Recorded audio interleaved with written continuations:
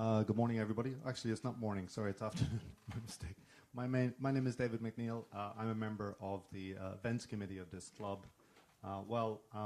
Johnny and Associates has definitely won the battle of the weather. Yesterday, they had far better weather for their press conference, so thank you, everybody, for turning up in such large numbers. Most of you, I'm sure, in the room will have seen yesterday's press conference where Julie Fujishima, the president of Johnny and Associates,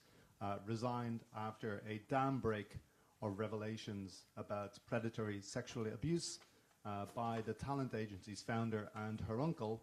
Johnny Kitagawa. A special investigative panel in August concluded that Kitagawa-san had started molesting boys at the agency as early as the 1960s, possibly the 50s, and said the company's family management was a key reason why the abuse was allowed to continue for so long. Now, if one person can take credit for starting this whole investigation and where we are now, it's the man sitting here at the table beside me, Kawan Okamoto. In April, he challenged the silence on claims of abuse when he told this club, the FCCJ, that he had been the target of repeated and unwanted sexual attention by Kitagawa from 2012 until he left 4 years later. Like so many others, Okamoto-san said that his initiation began in Kitagawa's penthouse apartment and was seen as the unspoken price that boys at the agency paid for stardom. After months of tumultuous developments, Okamoto-san has agreed to return to the FCCJ today and give his assessment of where we are now. Has the investigation essentially put a lid on this whole scandal, the lid, of course, that Okamoto-san lifted way back in the spring. So please, he's going to read a statement. Please give him the best of your attention. As I always do at these press conferences, can I just appeal for respect for the subject, which is a very serious subject. Our translator, interpreter today, sorry, is Mary Joyce. Yoroshiku onegai shimasu.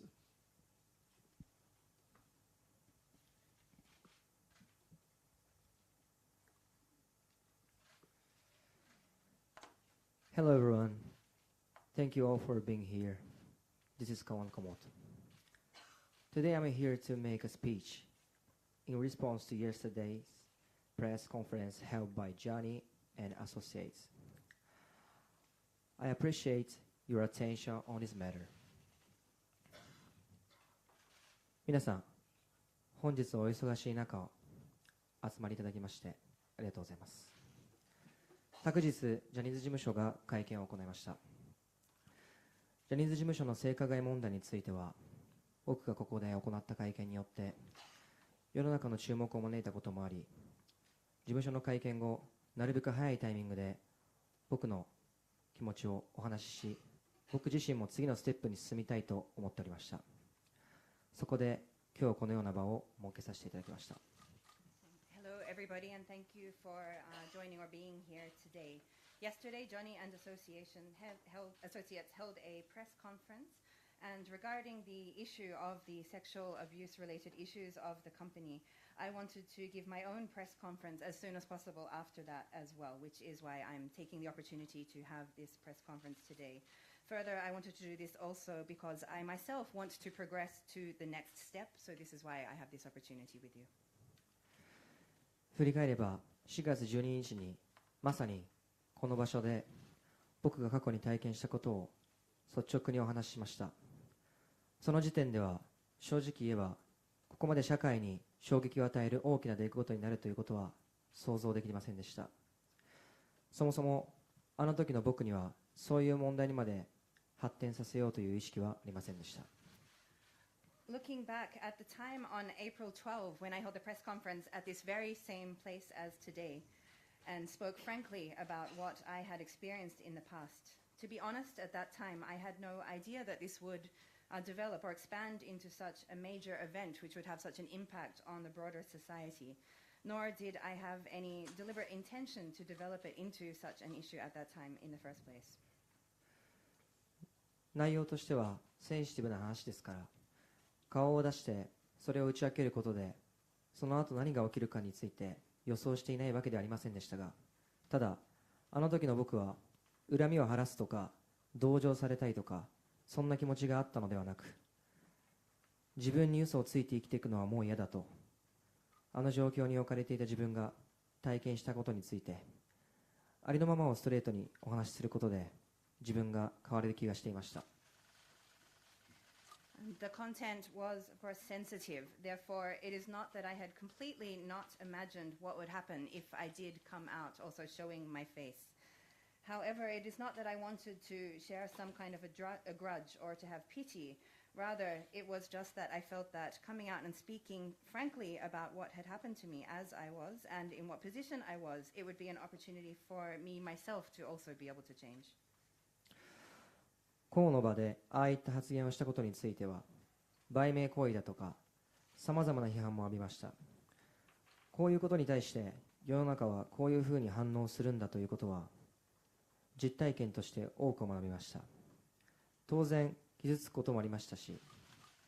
自分一人ではとても受け止められないと精神的にかなり辛かった時もあります。I received a lot of criticism for making such a statement in a public forum, including, for example, people saying that it was just a publicity stunt to promote myself. I learned a lot from this experience which I went through about how the world reacts to such things. There were naturally times when I was hurt and times when I felt that I could not take all of this on my own, and times where it was also psychologically extremely difficult. かといって後悔しているかといえばそれはありません。あの時の僕は告発が正しかったかそうではなかったか、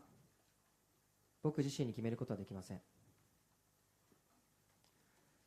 その結果どんなことが起きるのかについて想像力が足りなかったことを無責任という方もいらっしゃるかもしれませんが、僕自身は真実だけを話す覚悟でいました。おそらくこれからも僕はあの会見を開いた人、性加害の被害者ということがずっとつきまとうだろうということも認識しています。That said, as to whether I regret having done so or not, the answer is no. It is perhaps not up to me to decide whether it was right for me to have spoken out or not. But I personally felt then, and I still do, that it was right for me to speak out in public. As a result, some people say that perhaps I lacked sufficient imagination to see what might happen as a result of this, and people may call me irresponsible for this. However, I just felt certain that I should be up there or I could speak the truth. And I imagine, I understand that from now, I'm prepared for the fact that throughout my life, I will probably remain as the person who held that conference, as someone who was a victim of sexual abuse. それでも自分や大切な人たちに嘘をつかずに済むようになったことは僕の人生にとってとても大きな変化となりました。However, within that situation, the fact that I was able to be someone who goes forward speaking no lies to both myself and also to the people who are important to me was something which was a very great change in my life. そして事務所が性加害の事実を認め謝罪をし、被害者への賠償を具体的に進めていくことが発表されたことで、僕自身心が少し楽になりました。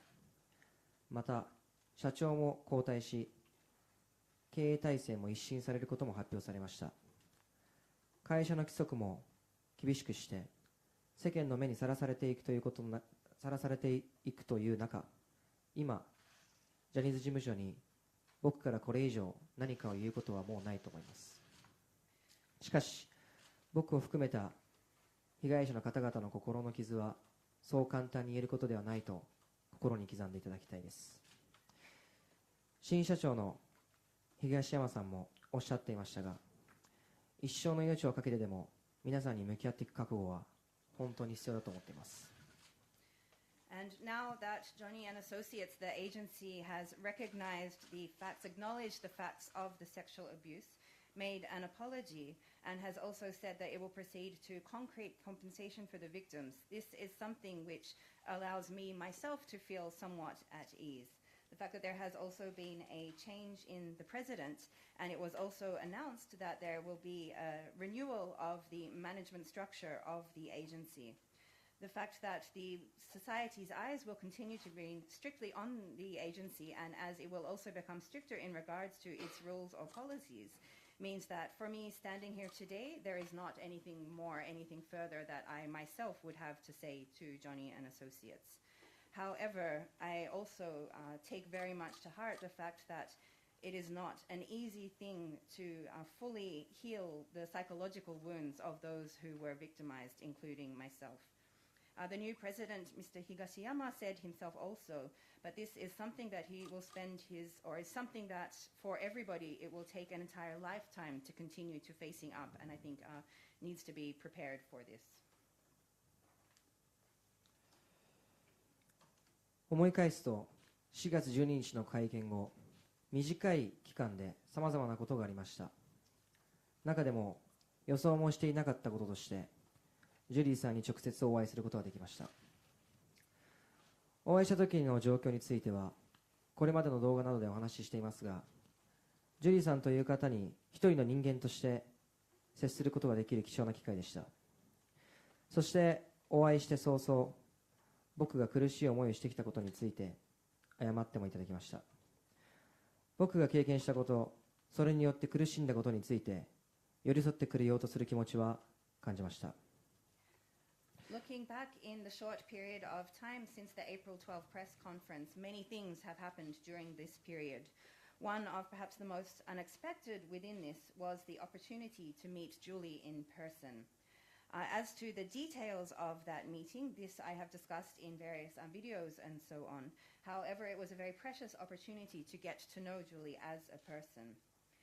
Quite soon after we met, she even apologized to me for the suffering that I had been through. And I felt that I could sense that she was trying in a way to be there for me and to stand by me through what I had experienced and suffered as a result. そしてジュリーさんは僕に、今ジャニーズ事務所に所属している全タレントたちが性加害にあったからスターになれたんだと思われることや、本人たちの努力なしで活躍してこられたと思われるのが悲しいとおっしゃっていました。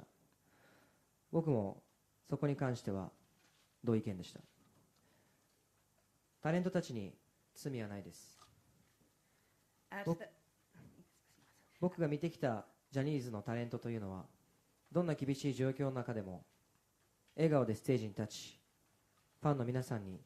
夢と希望を与える存在でした。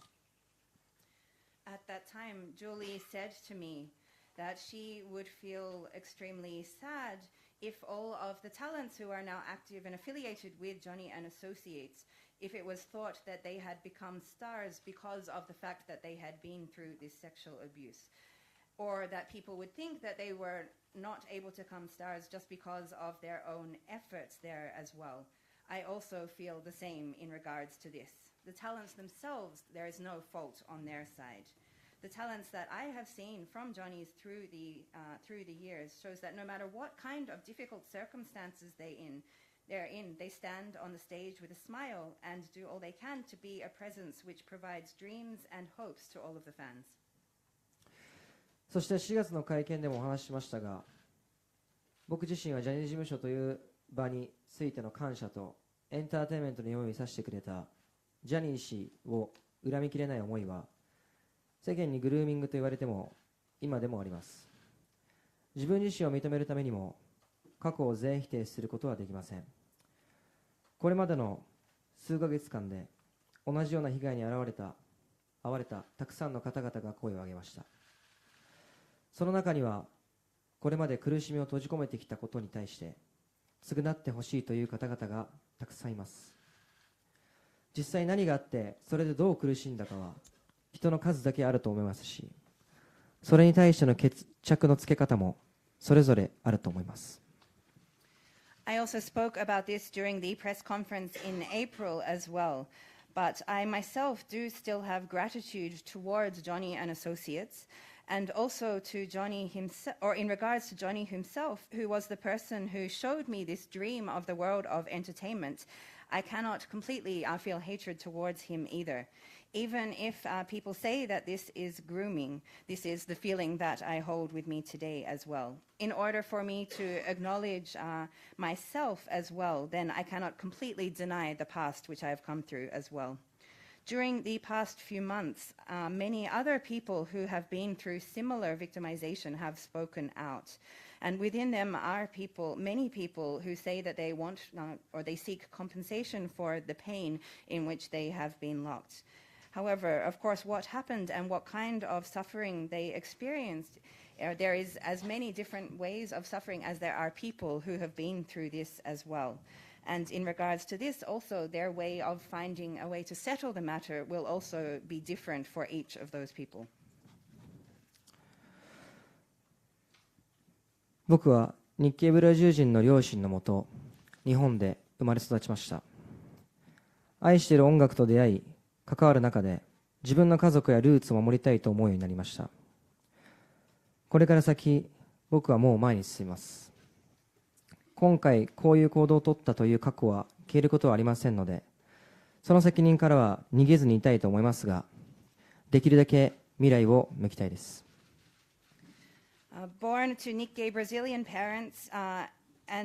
here and raised in Japan, I have lived together with the music that I love and the different encounters that I have experienced as well. And within this, I have become wanting to protect both my family and my roots as well. From now, I will continue to move forward. Of course, the fact that I have taken these actions is not something that, and that I have this past is not something that will disappear. And I do not want to run away from this responsibility as well. However, I want to, as much as possible, look toward the future. このような経験をして、そのすべてをさらけ出した僕が、だからこそ見てくれている人々に勇気を与えていけると信じています。人は誰でも失敗します。もう立ち上がれないと思うようなこと、もう生きたくないと思うようなことはいっぱいあります。僕は受け入れる方の許すではなくて、施しの許すでそれらを乗り越えていけると信じています。日本、そしてブラジルを代表できるようなアーティストになって必ず帰ってきます。最後になりますが、僕がずっと抱えてきた心の苦しみに耳を傾けてくださった皆様、本当に心からありがとうございました。Muito obrigado. The fact that, or as someone who has indeed spoke up and shared everything about the experience that I went through, I believe is something which has also been able to give courage to other people who have been watching this as well. Everybody, of course, anybody makes mistakes. There are also times when you may think it is not possible to stand up and keep going, or where you may not even want to continue living.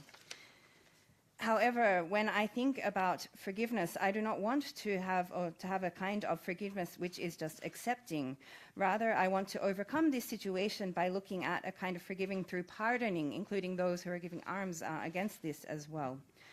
I am committed, I'm certain to become an artist who can truly represent both Japan and Brazil, and I will be back. And finally, I would like to express my very deep and sincere thanks to everybody who has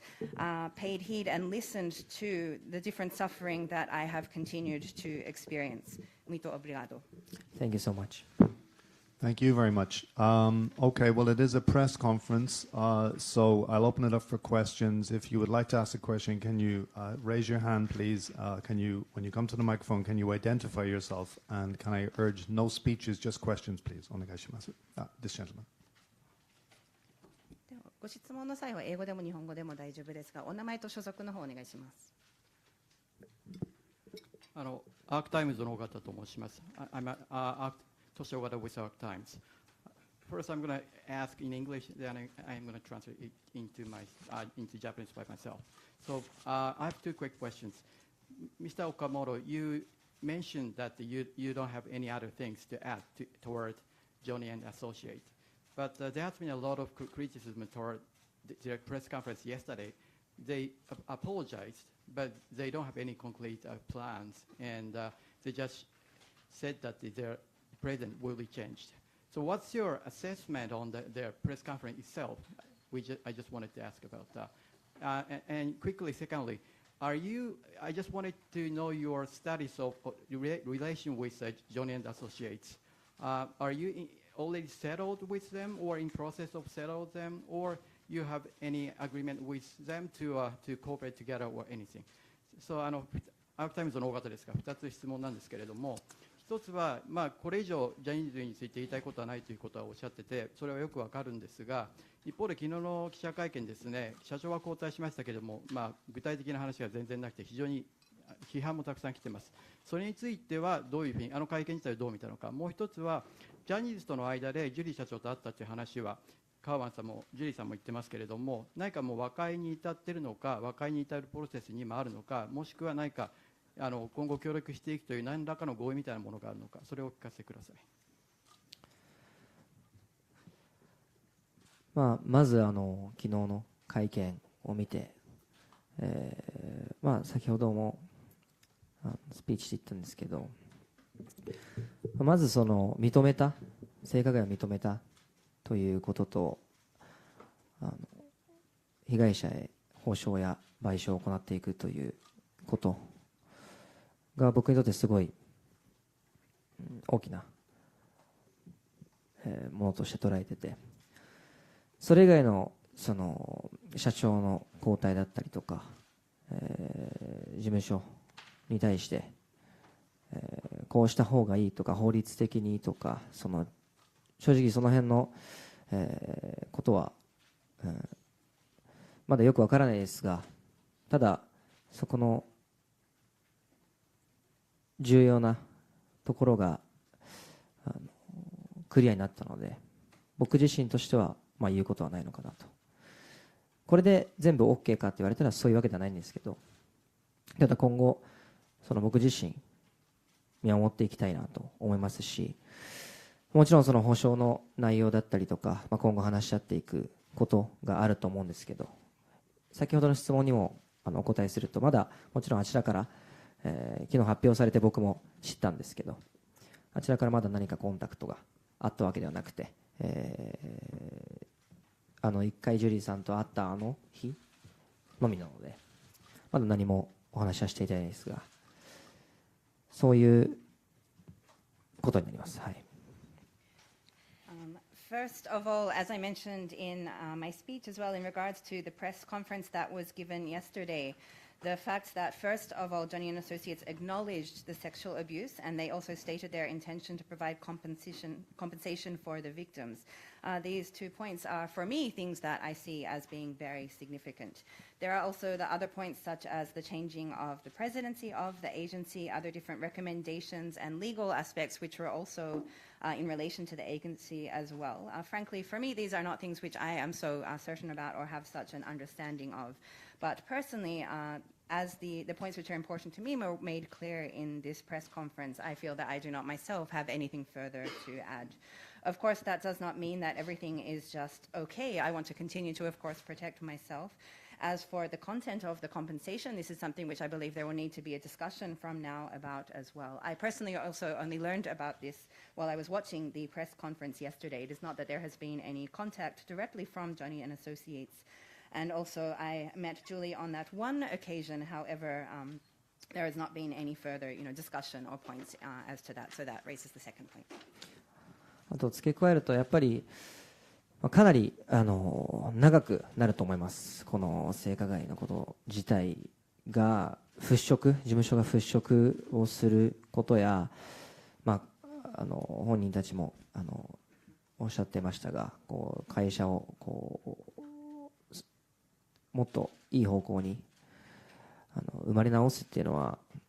僕はスピーチでも言いましたが、そう簡単なことではないと思いますし、東山さんが言っていた一生をかけてやっていく覚悟があると言っていましたが、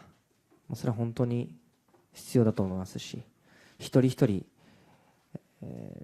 たくさんの方々いるので、一人一人に話をちゃんと聞いてあげて、一人一人に対して向き合って保証だったり、そういうふうに行っていくと言っていましたが、本当にその辺はやっていただきたいですね。はい。And to add on to this, I believe that this process will be something which will continue for a very long time from now as well. When we look at these different misacts of the university and also, the agency, and also the people involved themselves, when we look at the questions, for example, of how the agency can shift so that it is in or working toward a better direction, also how it can even be reborn, as I mentioned before, this is not something which is going to be easy. As the new president said in the press conference yesterday as well, this is something which he is prepared to spend his whole life dealing with, and I believe that this is something necessary. Of course, there are so many different victims who are involved in this, and each and every person ensuring that they will be talked to one by one on an individual basis, that each of their situations will be dealt with and faced up to directly as well, including, of course, the issue of compensation is something that I sincerely hope will happen from now. As I understand it, there's two main points of controversy yesterday. One was that Julie Sam would stay on as representative director, but the main point was that the name of the company remains unchanged. A lot of people found that very hard to accept, that the name would permanently be attached to this person who was serially abusing, sexually abusing boys. Do you think, you mentioned the word reborn, do you think the company can be reborn with that name? 昨日の会見を受けて2つの、今いろいろと議論を呼んでいるポイントがあるかと思います。一つはそのジュリーさんは社長としては辞任したんだけれども代表取締役としてはまだその立場を取っているということが一つ。そして名前が変わらないというジャニーズという名前で今後も引き続きいるということで、それをなかなか受け入れることが難しいというような声はあります。そのような声を考えますと、やはりその大きなその性犯罪を起こした人の本人の名前がついている会社が、先ほどの名前の中で生まれ変わるというお言葉があったんですけれども、その名前が残っている状況、状態で生まれ変わることは本当に可能というふうに思いますでしょうか。いや、僕は正直そのジャニーズの名前を使い続けることに関してはびっくりしましたね。僕はほぼなんですか、100の可能性で変わると思っていた部分があって、もちろん寂しい部分はありますけど、世間の反応も見ていたんですけど、同意見だなと思う部分がすごくあって、ジャニーズ事務所としての功績や夢を与えて人々を笑顔にした功績は消えることはないですが、このようなふうに全てが出てしまった中で、ジャニーズ事務所としてジャニーズっていう名前を、使い続ける、継続するっていうことは、むしろマイナスなのかなと思いますので、僕も変わった方が心が一変して会社も一変して、やっていけるのじゃないかなと思います。はい。Honestly, for me, I was very surprised that they announced that they will continue to be using the name of Johnny and Associates to continue with Johnny's name from now. I thought that it was almost certain, close to 100%, that they would change the name of the agency. Of course, in a way, might be sad in a sense, and I think we felt the same when we look at the response of the public and sharing that opinion as well. However, of course, looking at the different achievements over the years, the dreams and the smiles which have been brought to people by Johnny and Associates over the years, that is something which will not disappear. But now that all of the facts is now out in the open, the fact that they will continue to use to maintain the name of Johnny's, I think this will rather have a negative impact on the company, actually. I think that it would indeed be better to change the name, to have also the change in the agency going forward so that it can move into a new era instead. Thank you. The gentleman here in front.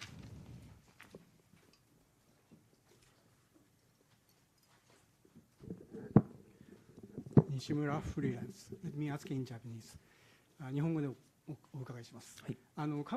ウアンさんのファンに対する考えをお聞きしたいんですが、性加害問題、これ、ビジネスの問題と考えられると思うんですけれども、その当事者はジャニーズ事務所であり、所属のタレントであり、またスポンサー企業であり、我々メディアでもあり、そしてそのビジネスを支えるのがファンではないかと思うんですね。どこかの、ドームでコンサートがあれば全国からファンがそこに行って、楽しみにしてみると、そういう立場から考えてですね、そのファンの方々、今回の問題を見て今後もジャニーズファンを続けていいのかどうかと考えている人も多いんではないかと思います。カウアンさんは前回の記者会見でファンの方に対してこういった事実があることも考えた上でファンとして応援してほしいという考えを言われてましたけれども、この性加害、事務所が認めたという段階でですね、ファンの方々が応援することがジャニーズ事務所を応援することにもなるわけで、今後どうしたらいいかということについてカウアンさんの考えをお聞きしたいのと、その逆に事務所は今後ですね、タレントに対しては保証するということですが、ファンに対しては何をすべきだと思いますか。じゃあ英語にします。To translate the question, since Mr. Nishimura freelance, he has a question in regards to Mr. Cowan's thinking regards the fans. Looking at, of course, this is connected to business, and it is the fans who are supporting the business, both of the agency, the sponsor corporations, the media, and so on as well. The fans, of course, looking forward to the concerts and so on. And so looking at looking at what this issue and what has come to light, what the facts are, whether fans can indeed stay fans of Johnny and Associates from now as well. In the previous press conference, Mr. Cowan mentioned that, or his message for the fans was that he hoped that they would stay fans and continue to support, but while recognizing the facts of what happened as well. But now that we are in a situation where this sexual abuse has indeed been acknowledged by the agency, if the fans do continue to support, does that also equal, supporting Johnny, supporting the agency in that way? So what is Mr. Cowan's message, or what is his thinking in regards to how the fans should respond in regards to this? And also to flip the question in the other way as well, to think about the fact that if the agency is providing compensation for the talents who were victimized, what is it that the agency should be doing in regards to the fans? 最初の質問なんですけど、前回僕がこういった事実を、本当にまだ誰も世間の今の特に世間がまだ誰も知らない時に知っていてもこう信じがたい時に、この事実を知った上で分かった上で応援してほしいとファンの方々にも言いましたが、今認められ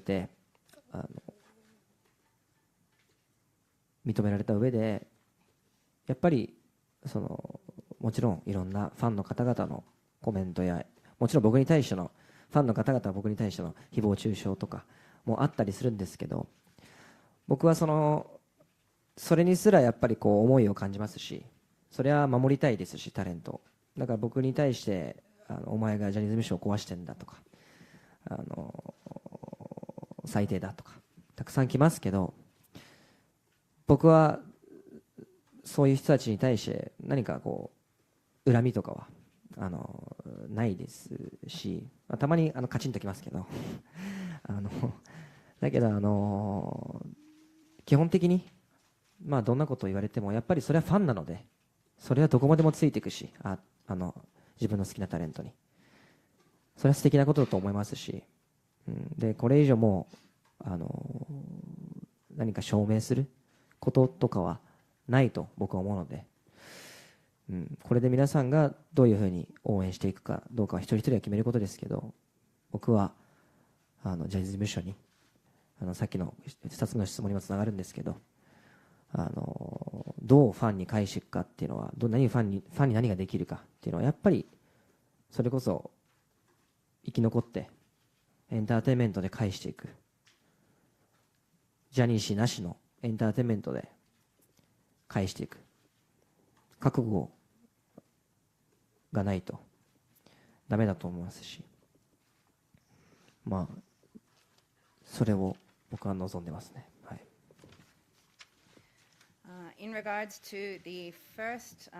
question as well, when I previously spoke here, when I gave the press conference at that time, it was when this situation, the facts of this were not known at all, had not been spoken about. And when many people in the public opinion and so on had the response that it was quite difficult to believe many things when I did stand at that time. However, I did, as mentioned, ask the fans then to recognize, acknowledge what had happened, to continue their support as well. And while, of course, now that this situation has indeed been acknowledged, of course, there have been many different responses from fans, many different comments from fans, including some which are support, but some which are of a defamatory nature as well. And this is perhaps natural in a way when they want to protect, their favorite talents, when they want to stay on their side. For example, receiving comments saying that I am responsible for destroying Johnny and Associates, telling me that I'm the worst. But I do not hold any kind of hatred in regards to these kind of comments. Well, of course, they can sometimes really get to me and feel very annoying in a way. However, in regards to this, of course, it's up to the fans themselves. They are the fans, and they are the ones to decide how it is that they want to continue to support their favorite talents and so on as well. This is not something for which there is anything more for me to prove and so on. This is something for each of the fans themselves to think about how they will continue to support themselves and the agency. In regards to the second question as to what Johnny and Associates can do for the fans as well, I think what they should be doing there is, first of all, looking at how to survive and then return in a different way to provide this entertainment without Johnny himself. They need to be prepared and able to do so, and I hope that that will be the case. Thank you. There's a lady here in the front. I saw your hand first, and then it's Teddy at the back, and then this lady here in the second row. お願いします。前の方。はい。BSTBS 報道1930の赤岩と申します。日本語でお願いいたします。お願いします。カウアンさんは4月の会見の時にメディアが報じていれば自分は事務所に入ることはないということをおっしゃいました。メディアにももちろん、すごく大きな問題が今回あったと思っています。でそのメディアが報じる一つのきっかけになったのであろう、週刊文春との裁判がありました。でこの時、メディアと同時に事務所の方の対応もすごく問われたんではないかと思うんですね。その時裁判の結果を事務所の中でどう受け止め、誰とどこまで情報共有がどのようになされたのかというところが特別チームの報告書でも昨日の会見でも広報メディアの担当であった白橋氏が会見には出ないなどそこの検証が足りていないのではないかというふうに思っています。でもちろん昨日の会見で被害者の方への補償ということはもちろん具体策はないものの打ち出されましたが、会社が生まれ変わるためにはやはり過去の検証というものも必要だと思うんですね。でそこの、検証をカウアンさんからご覧になってまだ事務所が生まれ変わるためにそこは十分かどうか、まだまだ、文春のこの裁判の時の受け止めにかかわらずどういうふうに足りないのかどうかとか、どういうふうな感じになっているかお聞かせください。During the April press conference, you mentioned that if the media had already been reporting about the situation, then you likely would not have joined Johnny's and Associates, the agency. So we need to recognize there is, of course, these issues or the problems with the media as well. However, when we look at, for example, when there was an opportunity for this to become more talked about, this was at the time of the lawsuit with Bunshun. When we look at, of course, there is the question of the media, but also the question of how the agency responded at that time as well in regards to what kind of information was disclosed, how this was conveyed, and so on as well. When we look at the results of the special committee, the third-party committee which was set up, or also what was mentioned during the press conference yesterday, for example, the fact that the person responsible for media within Johnny's, Shirahazu, was not speaking, was not present at the press conference yesterday, seems that we need to question whether indeed there has been a sufficient investigation of the facts of what had happened in the past as well. The press conference yesterday did mention about compensation to the victims despite not being necessarily so concrete, but looking at, in order for the agency to truly be reborn, perhaps a full investigation into the facts of what has happened in the past is necessary. So I'd like to ask Mr. Cowan if you think whether this is sufficient, and if not, what is lacking? 少し難しい質問ですけど、だけど僕なりに思うことなんですけど、今の話を聞いてて、確かにそれ説明ないなとか、過去ね、今後もまた調べていかなきゃいけないなとか、思いますし、僕も先ほどジャニーズ事務所に生き残ってほしい、望んでいるって思う一方で、正直もうまずは最初認める認めないとか、これが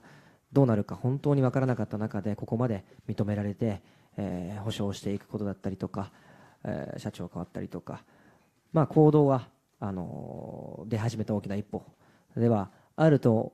思うし、ただ今言っている細かいことだったりとか、たくさんあると思います。でそれを本当に真摯になって、どんどんもっと真摯になってほどいていかないと多分生き残れないと思いますね、ジャニーズ事務所は。それはもう思いますし、だからこそそういう意味でも応援してますね。ちゃんとそこは全部してっていう、じゃないと、数字が通らないでしょっていうところと、隠してももうしょうがないことはいっぱいあるので、もうだって認められてしまったことで、今後今からこそもう全部認めていって、クリーンにしていかないと。先ほどファンの方々のことも言いましたが、なんでしょうね、全部失っても事務所はファンを失わないので、何度でも立ち上がれるので、そこは怖がらずにやってほしいですね。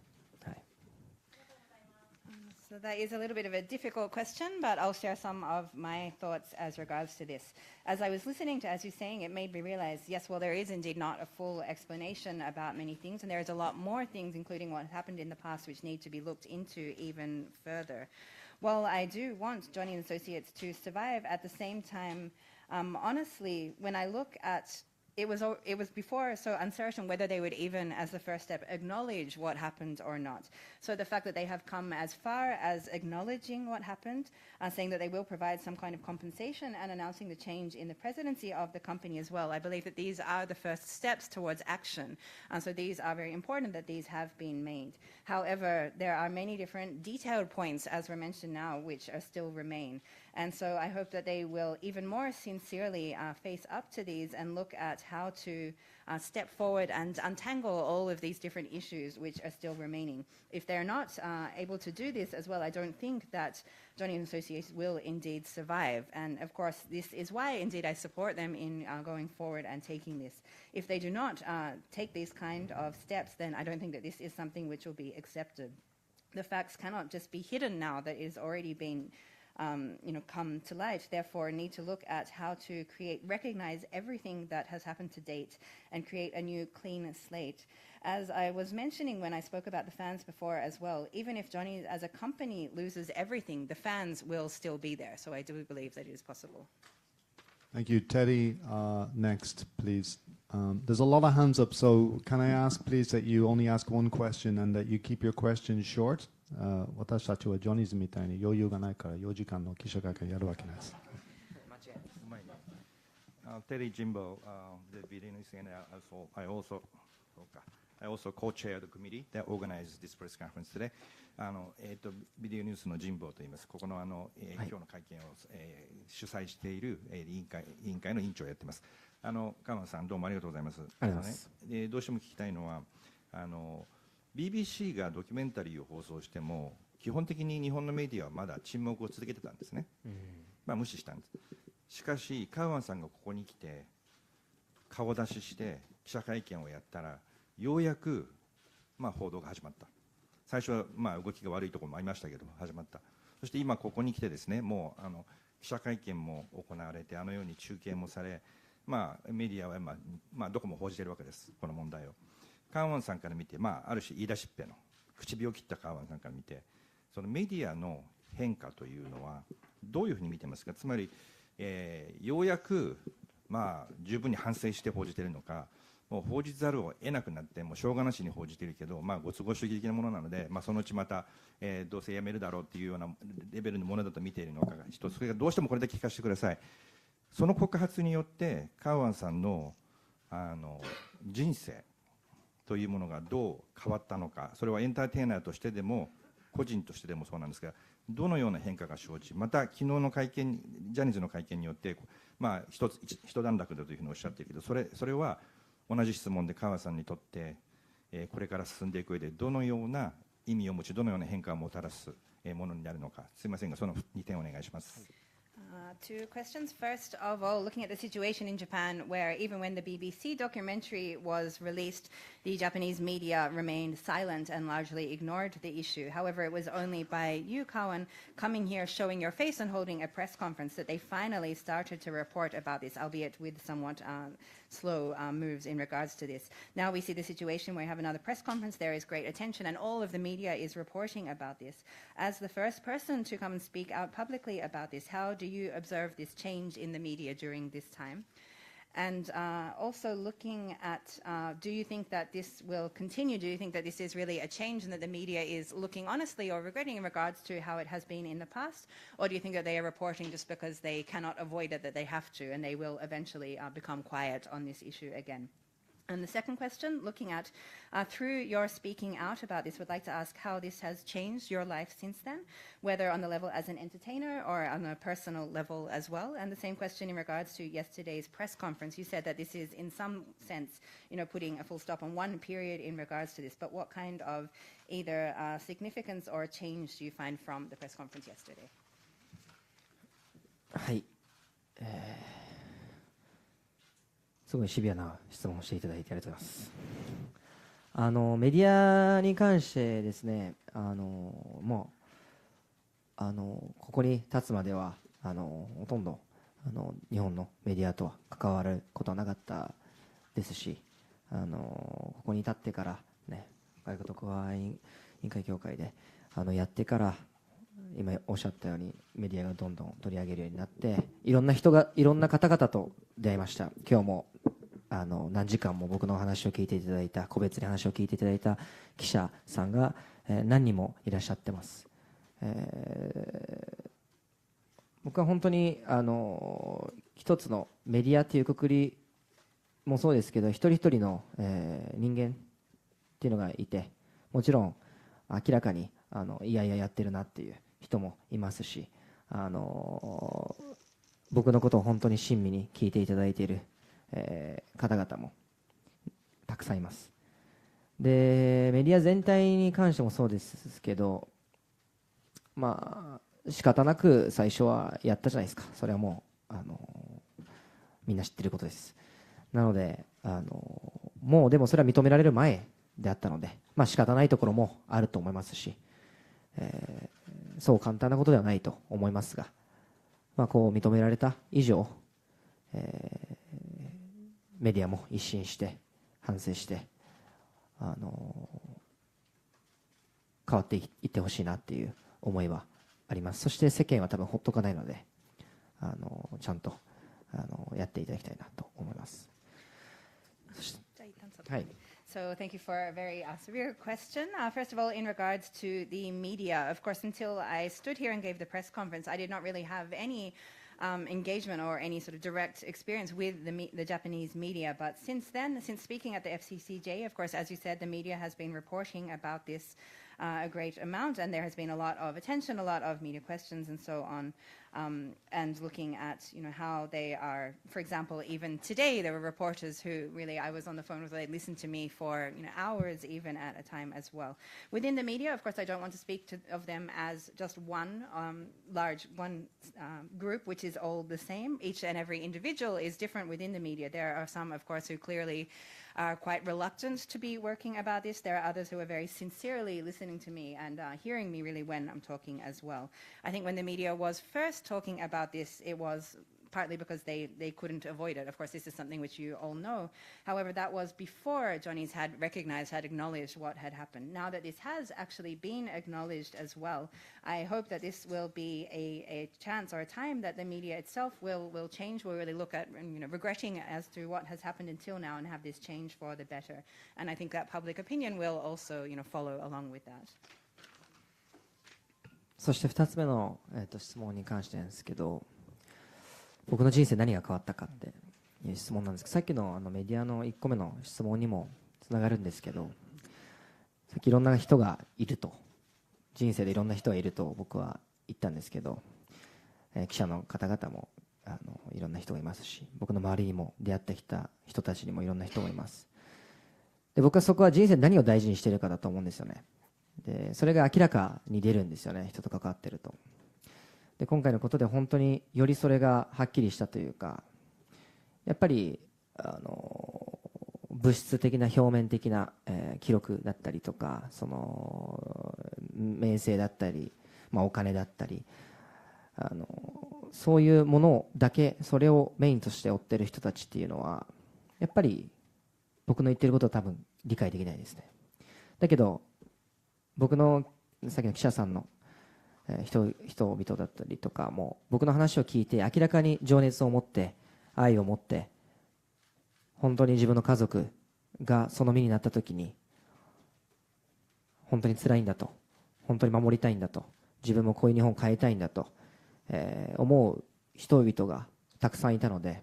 僕はそういう方々を大事にしていきたいし、それは仕事で関わる人でもプライベートで関わる人も大事にしていきたいっていう、てかそういう人たちとしか関わりたくないぐらいまでもう僕は思った出来事だったし、でそういう人たちはいるので生きる希望になりますし、あと、やっぱりこの場を借りてやっぱ僕のこのことで一番じゃあ誰が辛いかって言ったら僕のお母さんですよね。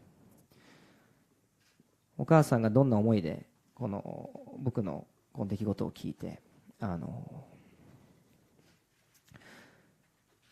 生きてるかとか、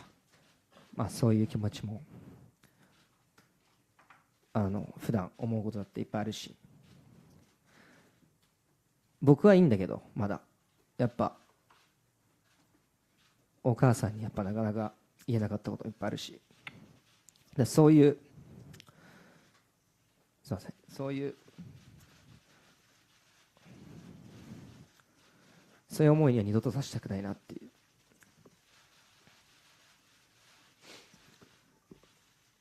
で、お母さんもすごいいろいろ誹謗中傷を浴びたりとか、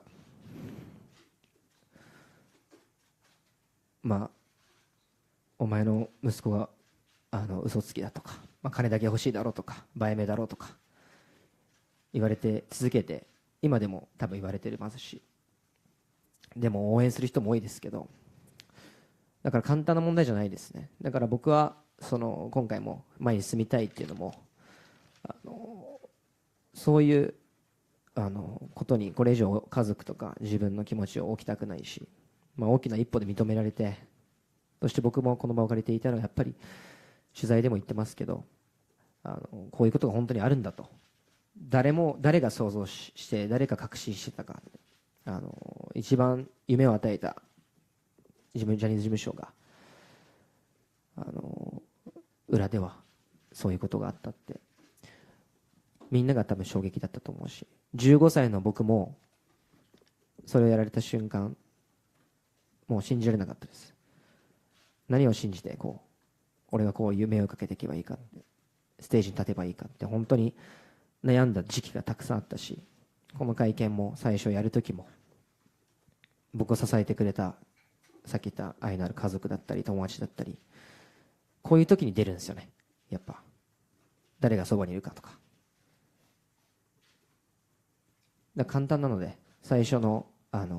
うまく今こうやって認められてからお前すげえじゃんとかよかったじゃんって言うのは簡単ですよ。でも最初から誰も信じてない時に誰がそばにいたかって、それが全てなんで、僕の人生で学んだことはそれですね。そして僕はもうさっきエンターテインメントとか自分のキャリアっていう面でも、僕も正直ジャニーズ事務所辞めてずっと日本で活動できなかったです。こんなにはっきり言ったことないですけど、正直もうはっきり最初濁されてたんですけど、はっきり言われたこともいっぱいあります。もうジャニーズコンプライアンスで無理ですとか、それはジャニーズが何か圧力をかけてるとは別として、やっぱりそういう日本のミーハーっていうか、なんかすげえからなんか頭下げようぜみたいな、なんとなく自分の上司が好きだから自分も好きでいなきゃいけないとか、そういうのはもう通用しないんで、もうやっぱり時代も変わってきてるんで、やっぱり自分の意思を持って自分が本当に大事にしたいものは何かって考えてほしいですね。僕はそれを音楽で伝えていきたいし、背中で見せていきたいし、今回のことで本当にたくさんのコメント、今まで僕がアーティスト活動していて表に立っててジャニーズにいた時もこんなに熱いコメントはなかったので、それはなんかかっこいいとかそういうのじゃなくて、本当に人生を変えてくれたというか、勇気をもらえたっていうコメントがたくさんあるので、本当に後悔はないですし、これで向き合って、なのでここからは僕はアーティストとして曲だったりステージだったり、もちろんこれは消えることがないので MC で話すこともあるかもしれません、音楽やってて。でもそれが人生なんで、最後死ぬ時は一人なんで、なので自分に対していい愛を、感動を届けていきたいなと、皆さんに届けていきたいなと思います。はい、めちゃくちゃ長くてすみません。お願いします。As for the second question as to what has changed in my life since then, this is somewhat related or connected to the first question about the media as well. And I mentioned there's, of course, many different kinds of people, the same thing with reporters, with journalists, but also with the other people who I come across in everyday life as well. And what this has really come clear through this experience and through interacting with different kinds of people is what I truly value. And this is when it comes to who it is that will truly stand by you, not just in a sense of something material or superficial. When we compare, for example, for people who are pursuing these kind of things or money as their priority, you know, they perhaps cannot understand the words that I am saying. But the same thing with journalists as well. Some people, depending on what they hold of value, the way that they listen to me with sincerity and with love, thinking about if someone in their own family was to go through the same thing, to suffer in the same way, how they would want to protect them as well, and they want change in that regards. There are so many people who do indeed listen as journalists to them. These are the kinds of people who both in my work and also in my personal life want to continue to value. Not only value, but actually these are really the only people that I want to keep having anything to do with as well. And these kinds of people are out there. They are around us, and so I hope to live in that way as well. But when I think about this entire situation, the person who is indeed suffering the most is my mother. When she had to hear what happened to me, she has to live through every day since then as well. There are, of course, many different things, many thoughts, many things that she is having to experience even now in an ongoing way as well. It might be all right for me personally, but there are many things which I feel I cannot even say to her, to my mother, even at this time as well. And I just do not want her to ever have to go through such a thing ever again. Of course, there have also been many negative words, comments directed towards my mother, including of a defamatory nature as well, saying your son is a liar, your son is just promoting or trying to sell himself. These are things which are continuing even now as well. But there are also, of course, many supporters too. However, this is not just something which is simple. When I stated that from now I want to go forward as well, this is something also because not just for me personally, but for my family as well. I want them to be able to move forward and not continue this as well. This is something which when I'm standing here, or also as I say in interviews as well, when we look at the situation of even when, you know, Johnny and Associates as the, you know, this agency, this existence which provides the biggest dreams to so many people, the fact that this is what was happening behind the scenes. This is something which even for myself as a 15-year-old at the time when this was happening to me, I couldn't even really believe that this was happening to me. I didn't know who to believe at that time. I didn't know where I should be putting my dreams, what I should be believing, or what I should be thinking about when I was standing there on the stage performing as well. However, it is the people who have been supporting me, whether at the time when I gave the previous press conference, both family and also friends. It is these kinds of time when it really comes out clear who it is that is truly standing by you. Of course, now that Johnny's has acknowledged what happened, it might be easy to say, oh, you're amazing, or it's good that now we're moving forward in this way. But who was it who was really standing by even at the time when they were still denying this, when the facts were not acknowledged as well? Actually, this is something which I haven't said until now, but after leaving Johnny's and Associates, I couldn't actually, within my career, continue to be active or to perform here in Japan. This is when there are words about, Johnny and Associates compliance, for example. It wasn't necessarily direct pressure from the company as such, but looking at within the situation and really the atmosphere that we have here in Japan in regards to this kind of under pressure when your superiors say certain things, you need to follow them, you think you need to stick within this certain way of doing things. However, that doesn't pass anymore. Today we are in a different period. The times have changed. And when we look at what it is that we hold to value, what we hold important, for me, it is to be able to continue to convey this through music and to show through my actions as well. So while there may be many different comments which continue as an artist, actually comparing the amount of comments which I received today, it's many more than even at the time when I was active as a Johnny's Jr. as well. These are not just things saying, oh, you're so cool, but they're things saying really deep things like you've changed my life or you've really given me courage as well. Therefore, I do not have any regrets, and I want to continue this both as an artist through my songs and through my performance as well. Of course, what has happened is not something which will ever disappear. I will still need to be talking about this, whether it's in TV programs and MC and so on, but that is life. But in order to move forward, in order to be able to love myself and to continue to move people as well, this is how I hope to proceed from now. Thank you, Kawan-san, and thank you, Murray, for that amazing bit of interpreting. Kawan-san, apparently we have permission to extend, is that right? Okay, well, I noticed some questions over here. Was there a lady over here with a question? You had a question, is that right? Yeah, and I see the gentleman at the back, and I see the lady over there, and I see the lady in the front, and I think that's probably going to be it. So the lady in at the back there, if you don't mind.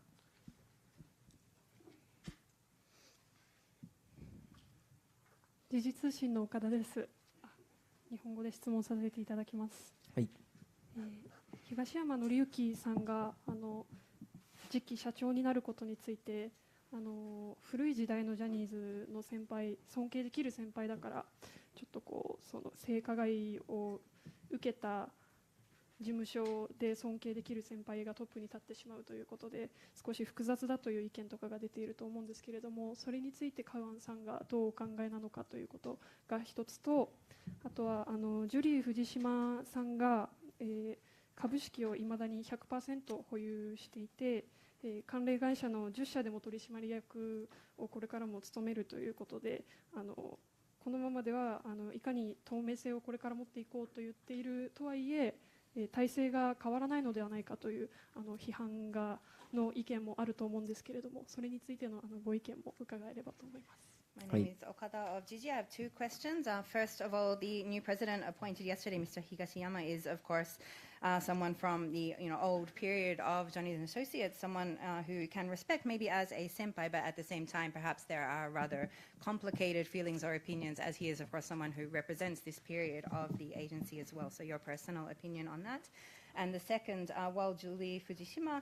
is no longer president, she continues to hold 100% of the shares of the company and plays executive role in other related in subsidiary as well. So while the company is maybe talking about transparency, there are criticisms as to whether there is real change in its management structures. So your thoughts on this? まあ、新社長、難しい質問ですね。でもどう思うか。いや、誰も社長をやりたい人いないですよね、多分今。なので、誰もやれない中で、勇気を持って、東山さんが出られたのかなと思いますので、彼もタレントですし、タレントに罪はないと思っているので、そこはリスペクト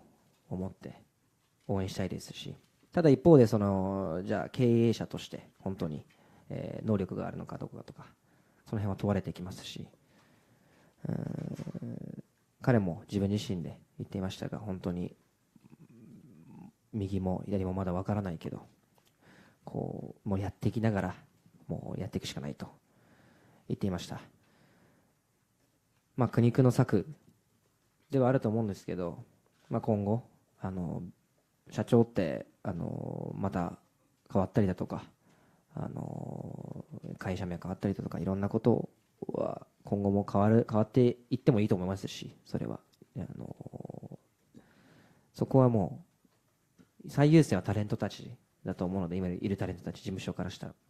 と被害者の方々だと思うので、誰が社長に立とうと、そこはプライドとか、抜きに、そういう忖度とかももうかかって企業とかもそう株も含めてですけど、プライドは捨てて、本当に何が一番みんなにとっていい方向に行くかを考えながら決めていってほしいですね。はい。So that's rather a difficult question, but what I think in regards to this, of course, in the current situation, there is nobody who would want to become president. So within that, I think that Mr. Higashiyama was indeed brave to, stand up and take on this position. He himself is also a talent, a performer, not to blame in this situation. So in that regards, I also have respect and want to support him for that as well. Of course, his capacity, his skill as a manager is something which is yet to be seen from now, and that is something which he himself said as well. He still has a lot to learn, and he will be doing that as he's going forward as well. But within this extremely difficult situation, I think that was perhaps, a brave decision. When we go forward from here as well, I think that we may see also even further changes in the presidency of the company, maybe a change in the company name. There are many other things which I think could, and it would be good if they do change from now as well. But what should be the priority there is both the talents and also, or the current talents and also the victims, of course, there as well. So no matter who is in the position of president, they really need to be able to, give up, throw away their pride, throw away sontaku, looking at just trying to, make decisions based on what they expect people want them to do, and think about what is indeed best to make a better direction for all as it goes forward. Thank you. I saw the gentleman's hand here at the back, and I saw this lady's hand here. And Kanako-san, you have a question? Are you both the same, or? No. Okay. Well, let's see if we can just have this gentleman first, and then we'll have to make a decision on time, I think.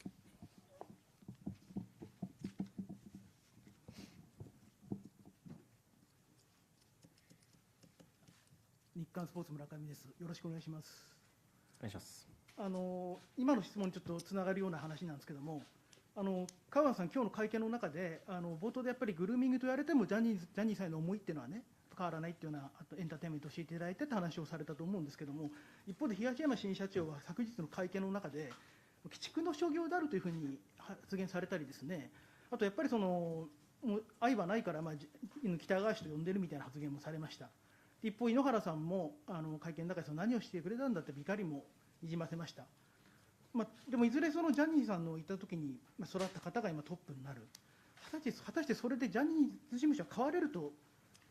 川さんお考えでしょうか。あと風通しも良くないとはそういう発言も、それが一つ問題だったということが主張されてるんですけども、川さん自体いらっしゃったときはそういうものを感じたり先輩たちにものを言えなかったのかこともですね。あとやっぱりジャニーさんへの思い変わらない、でも2人はやっぱりちょっと怒りを示せ、その辺の温度差みたいなものをすごく今日の会見で感じ、そのあたりのお気持ちもお聞かせください。よろしくお願いします。My name is Murakami of Nikkan Sports. It's a bit linked to the previous question, but in the press conference you mentioned that even if what happened is called grooming, your feelings or respect in regards towards Johnny himself is not something which changed. When we look at the statements which were made in the Johnny's press conference yesterday, both by the new president and also by Mr. Inohara as well, we look at questioning in regards to whether people who were from that period when Johnny was at the top of the company, can it really change as it's going forward? There are also comments in regards to it not being a very open atmosphere within the agency and able to speak out. And I'd like to ask if during your time at Johnny's as well, if you felt that it was not able to speak out to your senpai and so on during that time, so your feelings in regards to this. まず最初の質問で感謝があるだとか、グルーミングと思われたくないとか、そういう発言を僕はしたんですけど、で東山さんだったりとか井ノ原さんのはもう逆のことをおっしゃっていたということなんですけど、僕もスピーチで言わせていただいたんですけど、感謝は感謝としてもちろんあります。それはやっていただいたことだったりとか、自分ができた経験だったり、それはジャニー氏という人間も関わっていた彼が作り上げたものの中で、僕が人生にとってすごい大事なものもたくさん得られたので、たくさんの人と出会いもありました。それは本当に僕にとって大きなことで、それは消えないことですし、そして僕が、ただそれはじゃあだからといってじゃあもし彼がここ生きていて、じゃあ会うことなんてあったら、それはじゃあ仲良くしようぜとはならないですよね。そうだから僕は許すっていうのは受け入れる方ではなくて、施すの方、施すと書いて許すと言ったんですけど、それは自分が憎しみを持ったり恨みを持ってジャニー氏に対して何かをしたい、もし生きていたとしても多分しないと思うんですよね。僕はそれは僕の人生にとっては無意味なことなので、それよりも真実を知ったりだとか、本当にこういうことは繰り返されない、僕や他の被害者の方々含めて、そういう経験がせめて無駄とならないように子どもたちに示したりだとか、社会に示すことによって示すことが意味があると思うので、彼に何か復讐をしたり彼に何かをやらないためにも僕は感謝をしっかり持って、そして施すで許すところは許して進みたいと思うっていう意味で僕は言っています。はい。And so as to the first question, as to, well, still having some kind of gratitude or not wanting to be thought of what happened as grooming, and looking at perhaps how the statements that I've been saying are somewhat in opposition to what Mr. Higashiyama or Inohara said at the press conference yesterday. As I said, I do still hold a kind of gratitude, including towards Johnny himself as well, because the experience which I had through the company, through the world that he built up, is something which gave me many precious things in my life from there as well, including people. So therefore, these are things which have had a great impact on me, which are not going to disappear as well. So in that sense, indeed, I do still have this gratitude. However, as to if he was still alive today and if I were to meet him, would I want to get along with him? No, that's not the case. When I said before that when I look at the kind of forgiveness which I am seeking, this is not forgiveness of just accepting what happened, but looking at how to have a kind of pardoning through this. This is the kind of thing I was referring to. Whether I myself, even if he were still alive, would have a kind of hatred towards Johnny himself or want him to do something for me, that is not necessarily the case, because I don't think that would have any kind of meaning for me as well. Rather than that, looking at how to ensure that the truth is out and how to ensure that this kind of things are prevented from happening again, both for me and for the other victims as well, to ensure that what we went through does not go to waste, and ensure that how we can show this to the children and to the broader society as well. So therefore, in that sense, do I harbor any kind of feelings of revenge and so on towards Johnny? That is not the case. I do still harbor this kind of gratitude, but I'm looking at how I can indeed find some kind of way to pardon and move forward. 2つ目の質問がありましたね。風通しの話ですよね。あと今いるメンバー方々、タレントとしてジャニーズで育った人たちが、本当に変われるのかどうか、事務所ってことですよね。僕の時結構取材でもちょくちょく言ってるんですけど、本当に、2012年とかなので、僕が入ったの12年前とかなんですけど、僕はこの問題でジャニーズ事務所が性加害だけじゃなくて、今後仕組みだったりとか、ジャニーズ Jr の育て方だったりとか、契約の仕方だったりとか、親御さんとちゃんと会ったりとか、僕の時は本当に契約もしたことなかったので、よく有名な話じゃないですか。ジャニーさんに呼ばれてて、いきなり気づいたらデビューの時にデビューしてるみたいな、デビューする時に初めて契約するって、本当にそうで、ずっとなくて、ライブごとにライブの契約書とかはあったんですけど、同意書とかで、お母さんも会ったことないんで、誰とも事務所の人と誰とも会ったことなかったんで、それ結構そういう人多かったとこだったりとか、本当に話しがいなところもあったので、本当に先輩から学ぶとか、先輩が絶対とかっていう部分があったので、結構僕自身本当に大変な思いはしたんですけど、衣装が消えたりとか、いろんなことがあったんですけど、靴がなくなったりとか、それによって出とちったら振付師にめちゃ怒鳴られるとかで蹴られるとかいろいろあったんですけど、だからそういう体制とかそういういじめや暴力だったりとか、そういう体制とか本当にいろいろ特殊すぎていろいろあったので、そういうもんかなと思ってたんですけど、今ではそのジャニーさんが亡くなる前から、まだ生きていた時にも結構契約ができたり契約するようになったりとか、その振付師が変わったりとか、いろいろと変えてたらしいんですけど、僕が辞めてからも。なのでその風通しがいいかって言ったらめちゃくちゃ悪いと思います、はい、なのでそれは変わってたらすごくいいのかなと思いますし、今後もっともっと井ノ原さんもおっしゃってましたけど、今の子供たちの顔を見て見ると圧力かけないようにとか、なんか彼らの本当に実力が実るような体制を作っていきたいとおっしゃってましたが、本当にそうなってほしいと思います。はい。And as for the second question about the atmosphere, whether it was an open enough atmosphere that could speak about things at the agency, well, during my period at Johnny & Associates, as I mentioned, I entered in 2012, so this is close to 12 years ago. This is an issue not only about the sexual abuse, but also about the very structures itself, about how the juniors were raised or trained, about what kind of contracts were or weren't in place, about whether they met with parents and so on or not. For me, for example, I didn't have any kind of contract actually before I debuted. This is something which people often talk about as the dream. You get a call from Johnny, you go up, and then all of a sudden you notice that one day you've already made your debut, and this is when you get the contract. This was the situation which I had as well. Of course, for each live performance, there was a particular, form of consent or some kind of document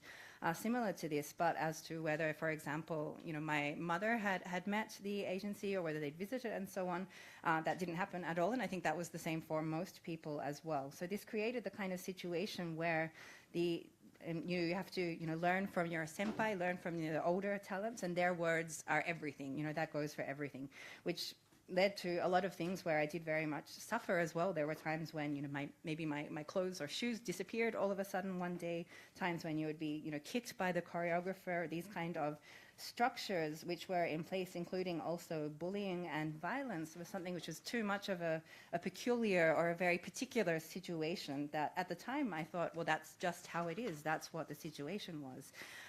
During the period just before, or the period shortly before Johnny passed away, this was when there did start to be certain changes where contracts were being put in place. There was a change in choreographer, the personnel there as well, for example, and things did start to see some kind of improvements. But as to what the situation was like when I was there in regards to that, it was really terrible, that atmosphere. And so the fact that that was starting to change is something which I think is very good. And as Mr. Inohara mentioned as well, and what I hope from now as well, when he looks at the faces of the children, thinking about how to make sure not to pressure them, how to look at how to fulfill their potential in a more positive way, I hope that that is the direction that they will go from here.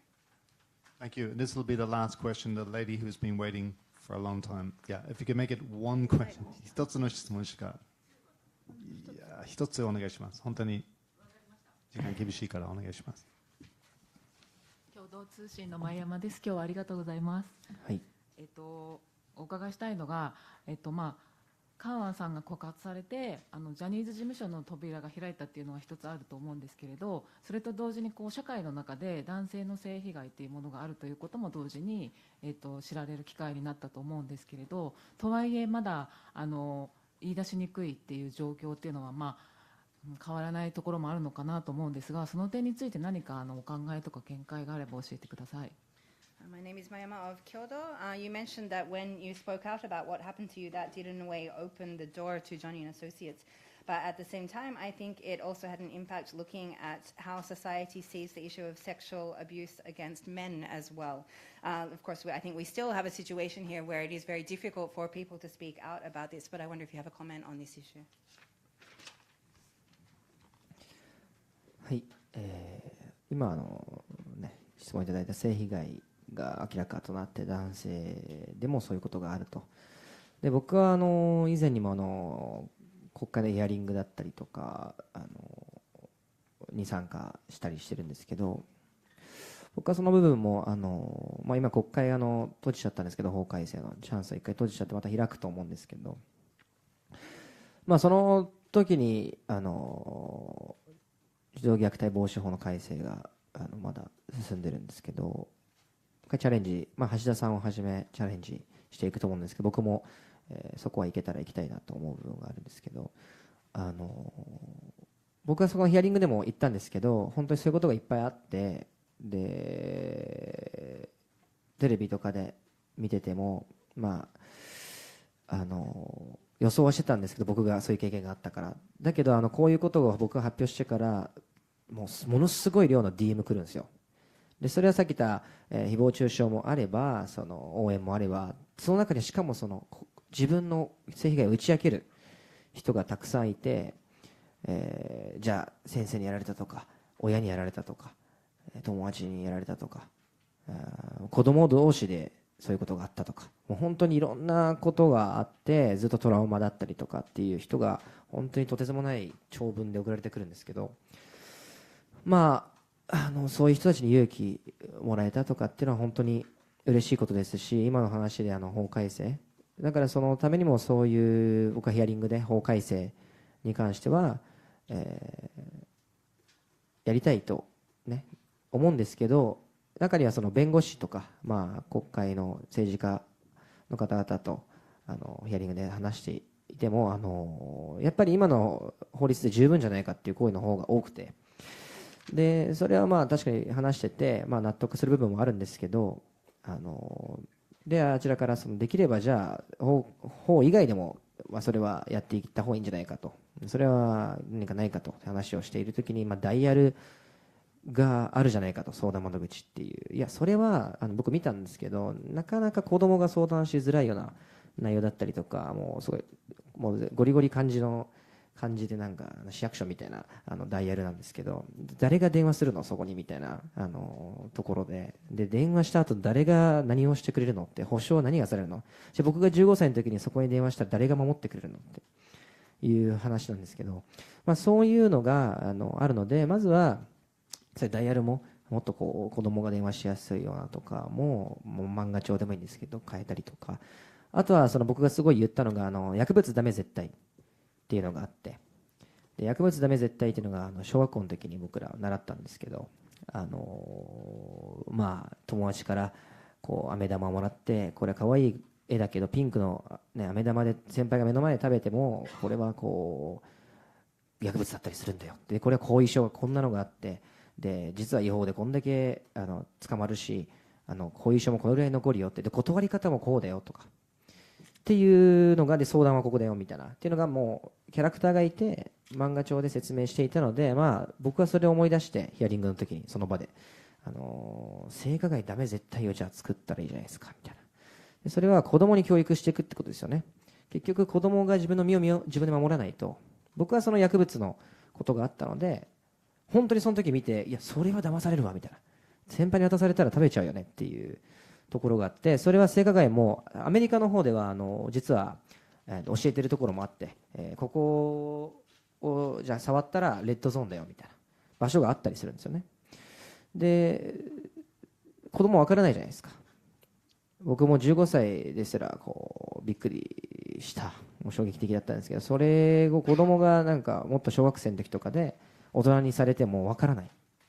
で大人になってあれは違う、あれは恥ずかしい、あれはもうトラウマなんだっていうことになるので、自分の身を自分で守れるように、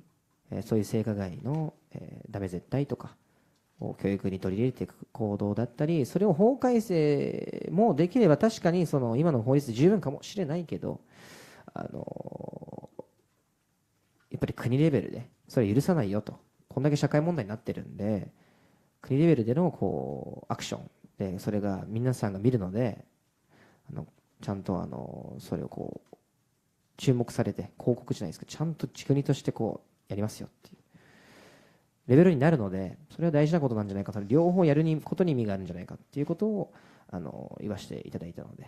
はい、僕はそういうふうに行動してます。はい。And in regards to your question, I think about when I spoke at the Diet hearing about the issue of the legislation and so on against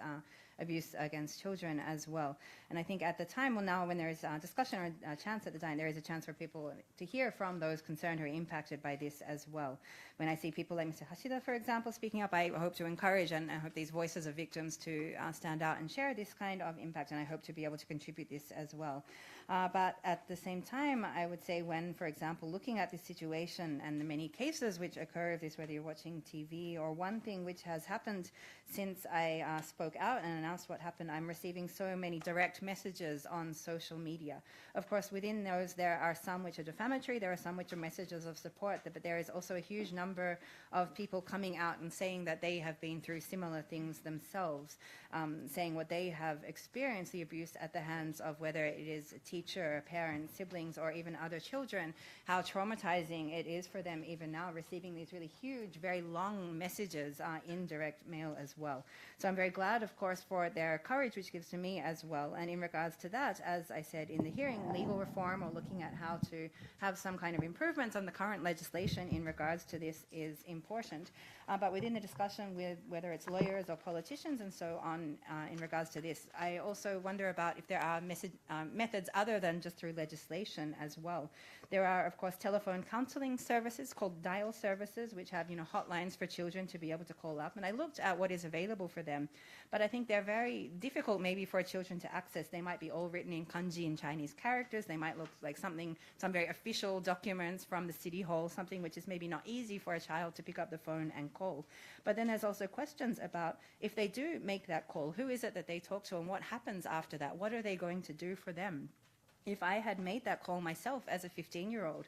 would something have been done for me? How would I have been helped or protected? So I think one aspect is making these kind of telephone services easier and more accessible for children to use, whether it's making them in manga, for example. And when I was speaking at the hearing, what I was reminded of is the No Drugs campaign, which I saw and which was part of our official education within the schooling here in Japan as well. This is when it had these characters who were showing you're being given, a pink candy from one of your senpai, and they're fooling you into taking this, but what kind of long-term impacts that have, what kind of criminal circumstances or implications that might have. And this was all being done using characters or manga, which is something which really stays with children. You can remember that in a sense as well, which makes you think what kind of campaigns, for example, could we have for children to learn how to protect themselves. I understand that in parts of the United States there is, for example, education or teaching about children saying, this part of your body is the red zone. This is not where other people should be touching, and this kind of thing as well. But I think for many children, they are not aware of this. For me, myself, even at 15, it was something which was so, shocking and difficult for me at the time. So when I think about if it was a elementary school age student and if an adult is doing something like this, of course, you don't know what's happening, or you believe what they're telling you, and so on as well. So I think some kind of education for children to be able to learn how to protect themselves, as is done in the anti-drugs campaign, is something. Of course, legal reform is one point, but I think that should be done together in parallel with this kind of national level public or education campaign, as it has become such a social issue now as well, to ensure that it is not permitted and that this is understood or educated. I think these two together will have meaning. Thank you. We're finished, but Kawan-san wants to make a final statement. Is that right? 最後の言葉。皆さん、今日は本日集まりいただき本当にありがとうございました。最後に一言だけ言いたいんですけど、どうかね、皆さんも、人生本当にいろんなことがあるので、一人で抱え込まないで、自分に嘘をつかないで、大切にしてくれる人たちや愛してくれる人たちと一緒にそういう場所に身を置いてほしいなと思います。愛が全てなので Love is everything なのでどうかお願いします。Thank you everyone for coming today, and some final words that I would like to share. Of course, throughout your life many things will happen. You will experience many different things, but I would really like to appeal to everybody, not just to hold this within yourself, not to try and lie to yourself, but to find the people who value you, find the people who love you, and find a place that you can be together with them. Love is everything. Well, what a nice way to end. Thank you so much again for coming to the FCCJ with a statement which was erudite and moving and honest, and then again, you know, responding so well to questions which are very difficult to deal with. So I think everybody in the room admires Okamoto-san for what he did, coming forward like he did. I think it makes him not just a remarkable figure, but a historical figure. I think he's a historical figure at this point because of his role in lifting the lid on this scandal. Do show your appreciation, please. Thank you very much.